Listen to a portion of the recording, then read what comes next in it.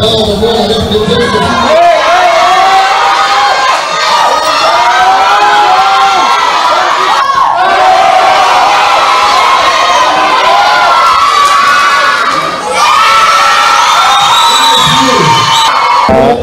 my names, I'm Takid Master, the World Kickboxing Kenya Extreme Combat Sports Federation President.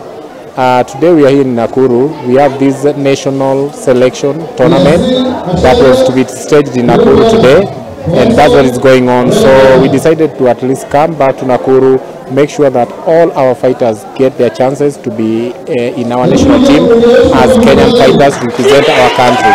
So that's why we are here in Nakuru.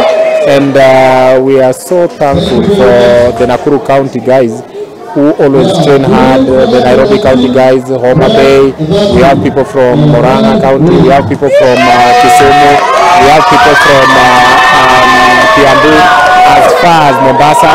So all these fighters came from different quarters to come and at least witness and also participate in this electrifying and wonderful tournament, so that they could be also included in our national team, the World Kickboxing Federation, Kenya Extreme Combat Sports Federation, that has been here for the whole of this year.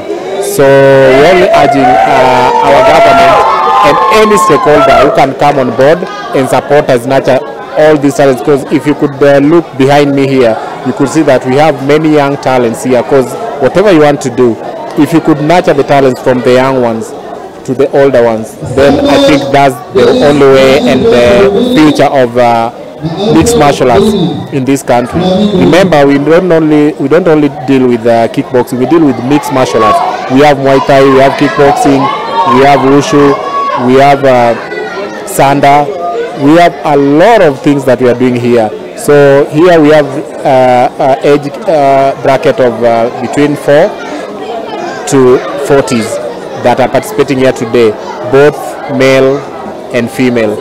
So whoever would like to join us, come and support us, because next year we'll be having a lot of events in this country to make sure that at least we nurture this talent, and our dream of making it big in the extreme combat sports worldwide would come true only if most people would come and support us.